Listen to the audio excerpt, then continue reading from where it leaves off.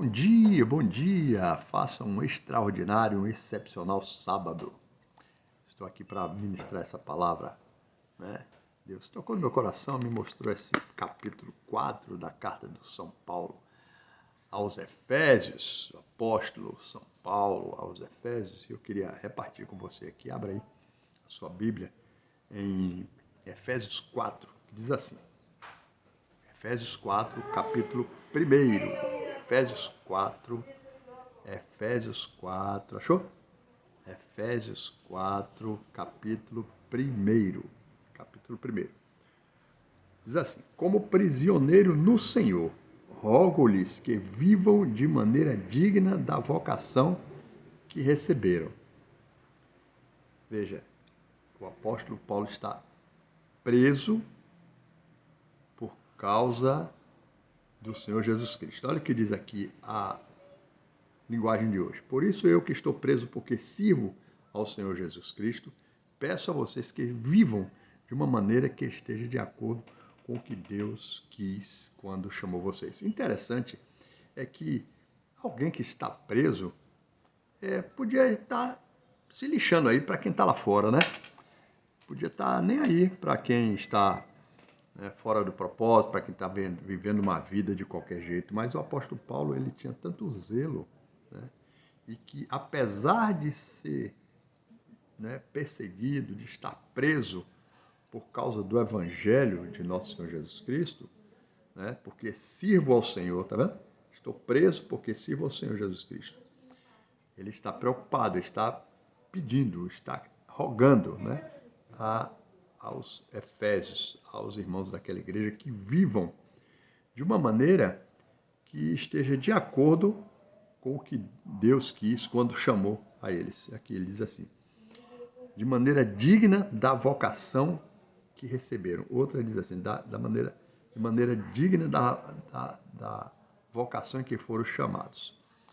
E qual é essa maneira digna da vocação que nós recebemos como cristãos?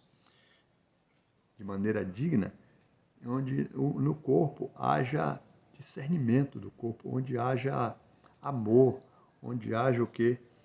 Algo que aponte para Cristo, que aponte para o amor de Deus. Então, a partir do versículo 2, ele começa a dar a receita dessa dignidade de vida a qual todos nós cristãos fomos chamados. E não importa onde nós estejamos, se estamos presos, se estamos livres, enquanto nós aqui estivermos nesse mundo, nós precisamos buscar viver de maneira digna uns com os outros, porque essa foi a vocação que nós recebemos. Essa foi a vocação que você recebeu. Essa vocação, ela está embutida no propósito eterno de Deus. Deus nos chamou, nos reconciliou, nos trouxe a paz. Então agora nós temos que buscar, nós somos chamados, nós somos chamados para buscarmos essa paz, essa reconciliação com todos. Uma vida que vale a pena ser vivida. Então, no versículo 2, ele diz assim: sejam completamente humildes. Veja, completamente humildes. Por que humildade?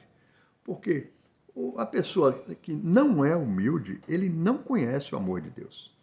O soberbo, ele não recebeu a verdadeira graça, que humilha todo ser humano.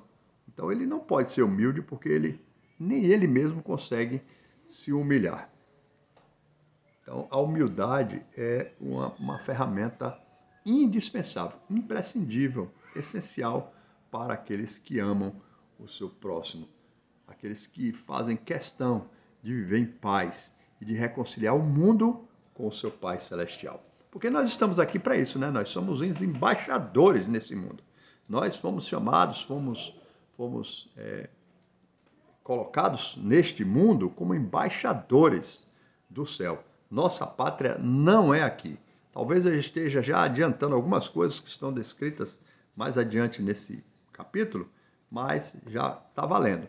Então, irmãos, e ele diz assim: humildes e dóceis. O que são dóceis? Dócil é alguém que não é rebelde, é alguém que não é rebelde. É alguém que mesmo enfrentando as lutas, mesmo enfrentando as adversidades, mesmo com barreiras, com impossibilidades, com pessoas perseguindo, mesmo preso como ele estava, continua dócil. O que significa dócil? Dócil é alguém que não é rebelde, que já mandou a rebeldia para o inferno, vamos dizer assim. Então, seja humilde e dócil. Tá vendo? E dócil. E sejam pacientes. Pacientes, suportando uns aos outros com amor. Olha o amor aí no meio. Então, não há amor se não houver paciência. Não há amor se não houver paciência. Aqui a gente não está dizendo que você vai ficar, né, de cabeça baixa, balançando a cabeça como vaca de presépio, dizendo sim a tudo. Pelo contrário, você vai ter paciência de viver, de conviver, de relacionar com os seus irmãos na igreja, mesmo aqueles que não conhecem o amor de Deus. Deus é paciente. Deus é paciente. As pessoas não conhecem o amor de Deus, porque não conheceram ainda a Jesus, aquele que nos amou primeiro. Eu só posso amar alguém se antes eu fui amado por esse alguém. Então eu só posso amar a Deus se antes eu descobrir, eu me despertar para esse amor tremendo com o qual ele nos amou. Aí agora eu posso ter paciência uns com os outros, né? Porque Deus teve paciência comigo. Deus teve paciência com Paulo. Paulo foi perseguidor da igreja. Então agora ele experimentou esse amor, essa paciência de Deus, por isso ele fala assim: sejam pacientes, suportando uns aos outros com amor, porque ele passa por dentro dessa palavra, então ele tem autoridade para, né, rogar, fazer esse pedido para a igreja. Façam todo o esforço para conservar a unidade do Espírito pelo vínculo da paz, ou seja, manter a paz com todos. A unidade do Espírito significa que o esforço do cristão não é somente viver em paz. Eu estou no meu cantinho, você fica no seu. Não. O esforço do cristão é entrar numa guerra. Numa guerra. Não existe esforço para quem está em paz.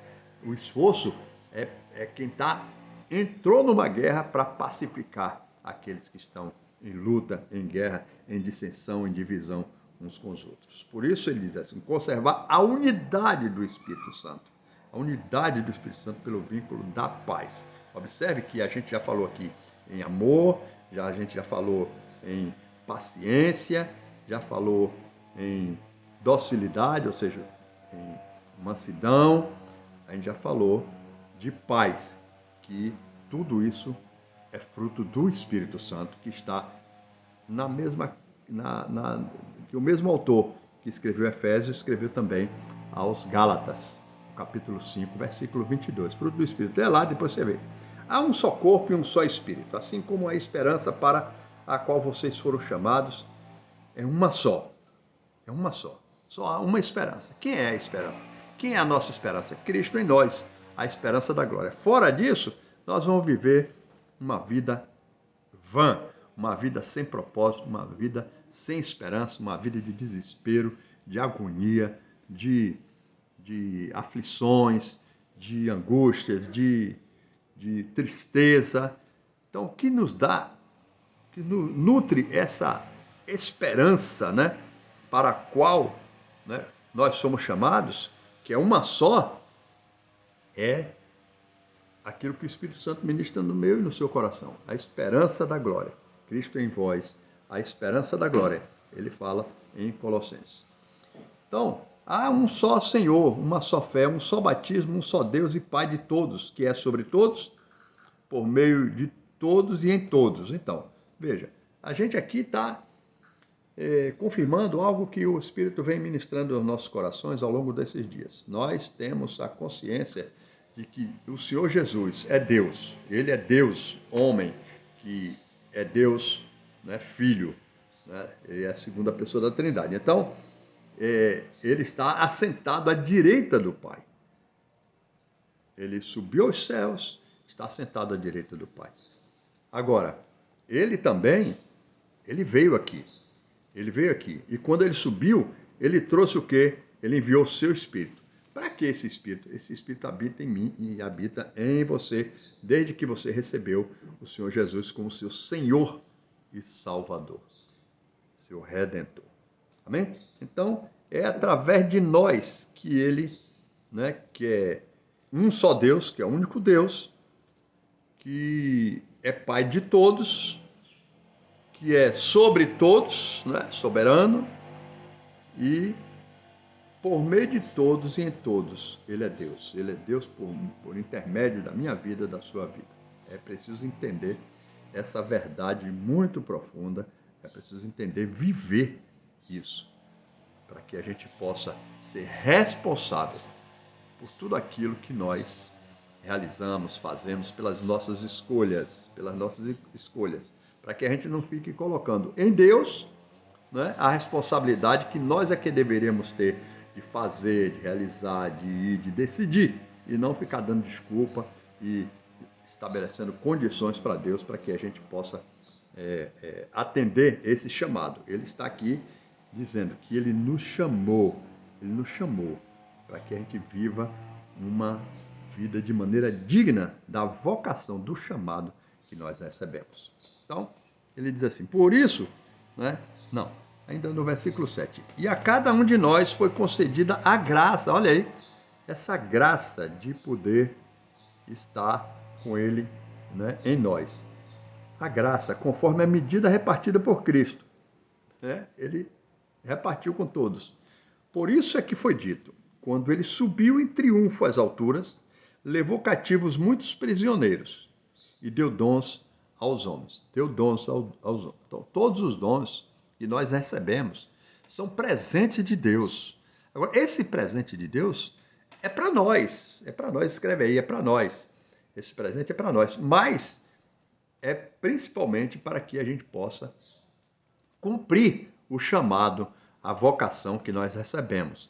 Isso é viver de maneira digna, é repartir os dons, é compartilhar com o serviço, com a administração, com o encorajamento, com o aconselhamento, com todos os dons que Deus nos deu, com um sorriso, com o abraço, com a paciência, com a paz, com o amor, com a humildade. Isso são dons, são presentes de Deus. Você não comprou nada disso. Foi Deus que distribuiu e deu dons aos homens. Então, verso 9. O que significa ele subiu, senão que também havia descido às profundezas da terra?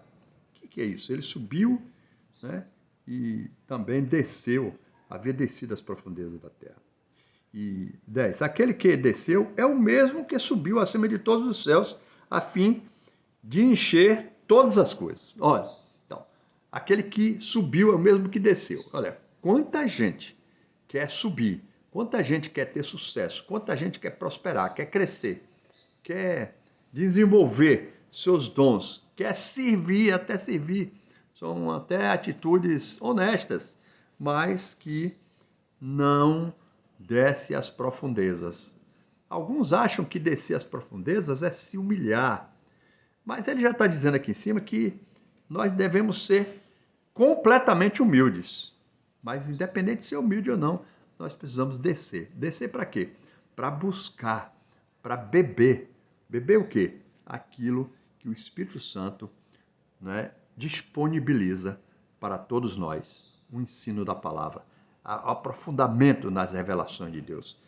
Descer significa buscar essas águas profundas, essas águas que Jesus disse, aquele que crê em mim, do seu interior fluirão rios de águas vivas. Mas crer em Jesus significa descer.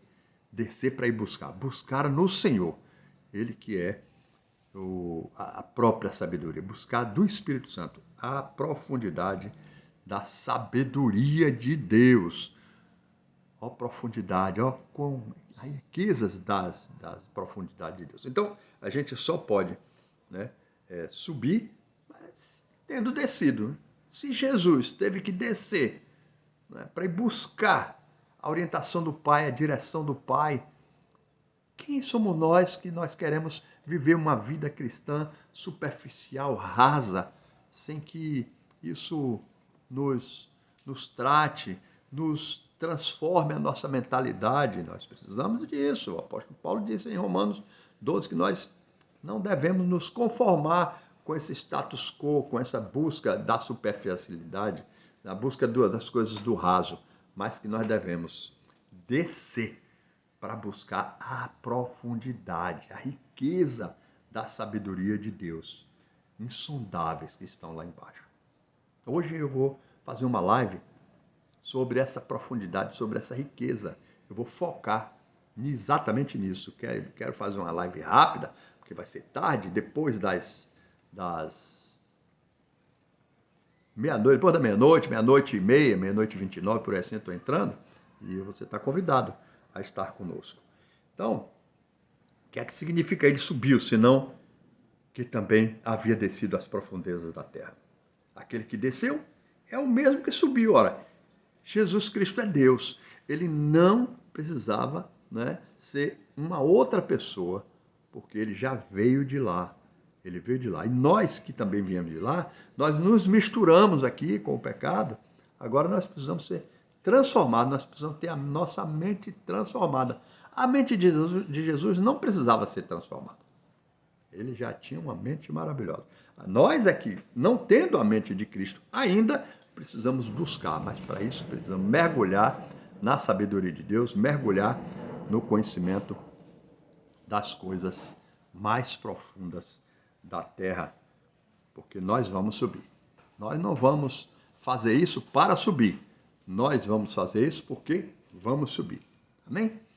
Então, 11, muito conhecido esses versículos aqui. E ele designou alguns para apóstolos, outros para profetas, outros para evangelistas e outros para pastores e mestres, com o fim de preparar os santos para a obra do ministério, para que o corpo de Cristo seja edificado até que todos alcancemos a unidade da fé e do conhecimento do Filho de Deus e chegamos à maturidade. Maturidade, fala aqui de maturidade. Atingindo a medida da plenitude de Cristo. Ora, então, quem é que edifica a igreja? Quem é que edifica o corpo? O próprio corpo. Quando você vai tomar banho, você já está maduro. É você mesmo, né? Se você está saudável, você mesmo se banha. É você que se trata. Se você já tem condição de cortar suas unhas, você mesmo corta. Outra pessoa pode fazer isso também, mas você é capaz de fazer. Nós estamos diante de uma situação de uma igreja evangélica brasileira que ainda não entendeu isso. Eles têm os pastores, os mestres, os apóstolos, os profetas, evangelistas, como uma autoridade que está lá para ser admirada, para ser, sabe, irmãos? Não foi para isso que Deus deu a apóstolos, outros profetas, outros para evangelistas, outros para pastores e mestres. Ele deu com o fim de preparar os santos. Preparar os santos. Então, nós já somos santos, agora precisamos nos preparar.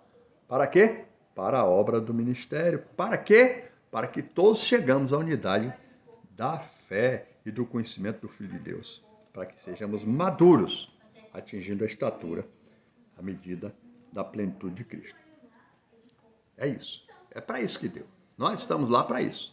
Agora, somos só nós? Não. Toda a igreja, conjuntamente, ela vai o quê? Edificar uns aos outros. Edifica, inclusive, até nas lutas, nas desavenças. Paulo diz em 1 Coríntios 11 que é bom que haja divisões para saber quem é e quem não é aprovado. Amém? Então, versículo 14. O propósito é que não sejamos mais como crianças, como meninos, levados de um lado para outro pelas ondas, nem jogados para cá e para lá por todo o vento de doutrina e pela astúcia e esperteza de homens que induzem ao erro. Ora, o que é que acontece? Alguém que não está posicionado, é muito fácil que a gente possa manipular essa pessoa para lá e para cá. Muitos estão presos, estão escravizados em doutrinas de homens porque não se posicionam, não tomam uma posição diante de Deus, dizer, não, eu quero crescer, eu quero ser transformado, eu quero descer até as partes mais baixas da terra, como Cristo fez. Buscar conhecimento para que eu possa subir.